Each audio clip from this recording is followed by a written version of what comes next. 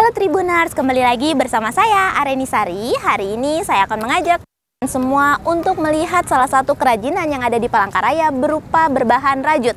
Yuk!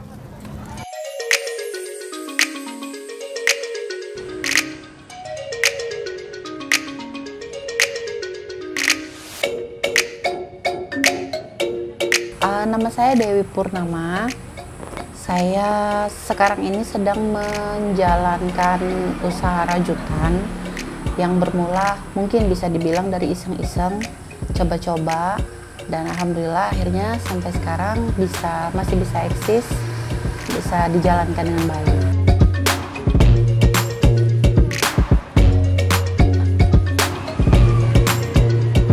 Kalau dari mulai belajarnya itu 2017, terus di 2017 itu hasilnya masih jelek, masih belum berani untuk dijual atau dipasarkan. Bisa dipasarkan itu sekitar 2018. Setelah setahun saya belajar terus menerus merajut baru bisa rapi. Mulai dari hobi dan iseng. Waktu itu saya mencari kerajinan tangan apa yang sekiranya bisa untuk mengisi waktu luang. Saya coba beberapa, dari mulai sedotan, kain flanel, udah saya coba semua juga. Dan setelah saya coba rajut, malah jatuh cintanya di rajutan. Karena mungkin waktu itu kalau kita kerja rajut itu kayak nggak repot gitu. Nggak repotnya kenapa? Kalau rajutan kita cukup bawa benang sama hakpen. Kalau flanel kan kita ada gunting, kita harus gunting kainnya, pakai pola, terus pakai jahit lagi gitu kan. Jadi kalau rajutan saya merasa lebih simpel, makanya saya lebih suka, lebih enak di rajutan dan juga bisa dibuat berbagai macam barang. Nah, yang Ibu jual ini produknya apa aja sih Bu yang dirajut? Kalau sekarang saya sepatu, tas, dompet, terus gantungan kunci, boneka, buket bunga meja. Untuk merajut menjadi satu produk yang utuh kayak gitu itu perlu waktu berapa lama sih Ibu? Tergantung apa yang kita buat. Kalau tas itu ukuran sedang bisa kurang lebih 1 minggu atau 5 hari itu baru jadi satu dalam bentuk penyelesaian habis gitu ya Mbak ya. Artinya dari mulai kita merajut dari awal sampai furing sampai jadi sebuah tas.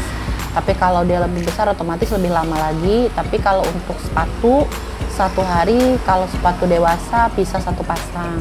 Kalau sepatu anak kemungkinan bisa 2 pasang. Kalau saya lihat sekarang ini kayaknya mereka lebih ke sepatu Mbak. Karena sepatu mungkin unik ya Mbak ya. Dan bisa disesuaikan sama outfit. Jadi kalau kadang-kadang mereka custom minta warnanya, misalnya nih adik sama kakak warnanya sama, atau ibu sama anak warnanya sama gitu. Kalau saya jualnya memang dari sepatu bayi sampai sepatu dewasa itu paling gede nomor 41. Dan kalau sekarang saya lihat yang lebih banyak diminati itu sepatu anak Mbak.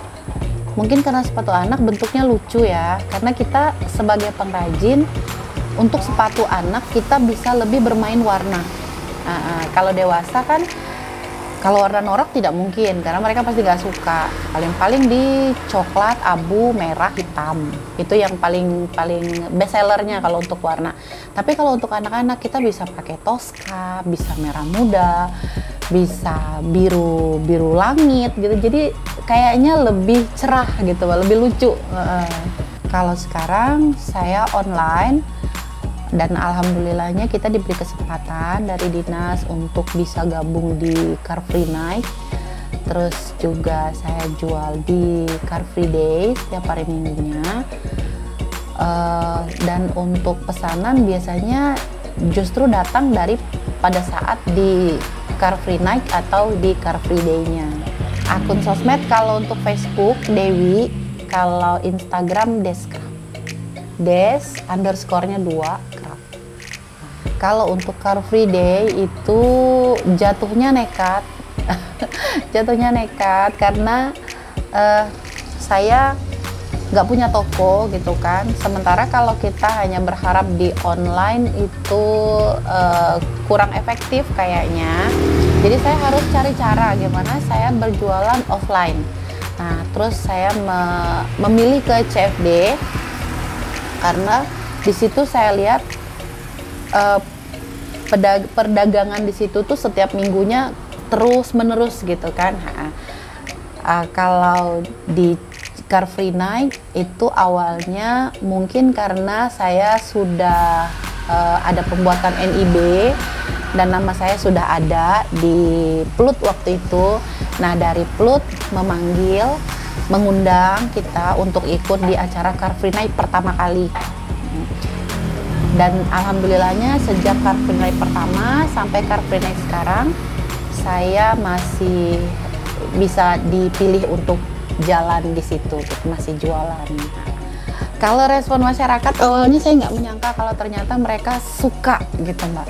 Kalau dulu saya pikir penjualan offline untuk barang-barang rajutan itu saya pikir akan sulit gitu kan, karena memang harganya agak lumayan lah gitu kan. Kalau sepatu biasa mungkin 50, sepatu rajutan bisa jadi 100 atau 120. Saya awalnya agak sedikit pesimis, tapi ternyata setelah saya turun, antusias masyarakat justru kayaknya bagus Mbak. Bagusnya kenapa? Pada saat mereka lihat sepatu, terutama sepatu anak itu tadi kan, cuma lewat tuh, lucunya gitu, bagus gitu kan. Sampai-sampai ada ibu-ibu yang menantunya baru hamil, tapi sudah tahu gitu kan kalau anaknya itu bakal cewek gitu kan. Sampai dia beli, ini bisa untuk umur berapa katanya. Kalau yang ini umur setahunan Bu, saya bilang gitu kan. Aduh, tapi saya ini nggak bakal ketemu lagi ya yang kayak begini, dia bilang gitu. Akhirnya dia beli, padahal cucunya belum lahir. saking kayaknya excitednya dengan warna-warnanya itu Mbak. Jadi pada saat saya pajang, justru saya sendiri juga ngelihatnya juga enak gitu kan.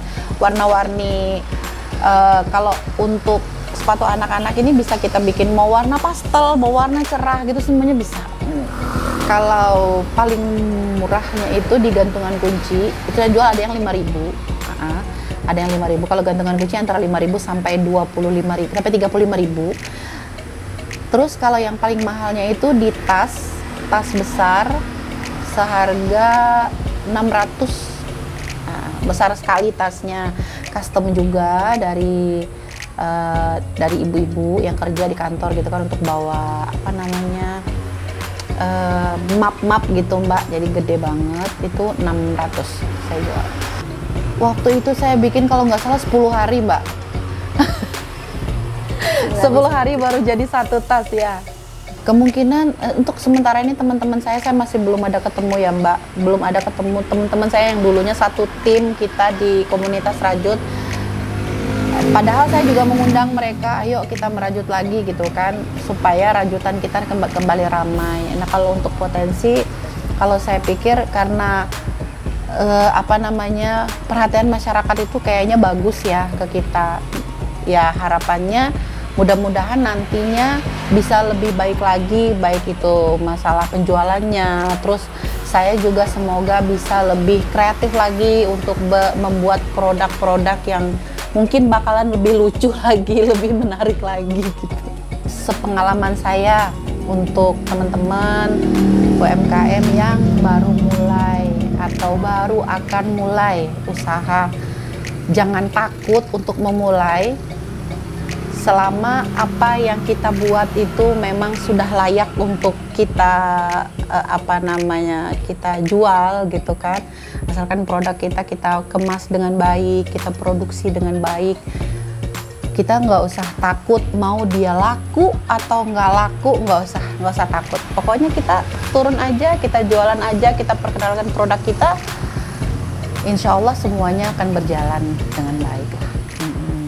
Kalau untuk CFD, saya punya lapak tetap di sekitaran distro, kurang lebih 20 atau 30 meter dari Sisingamangaraja. Kalau di CFN, saya di tenda nomor 61. Biasanya kalau tidak ada perubahan, misalnya ada panggung artis, itu saya dari Cilikriwut belok ke kiri, saya tenda keempat. Tapi kalau ada panggung artis di istana, di depan istana, itu kita bisa berubah tempatnya, tapi tetap di bundaran.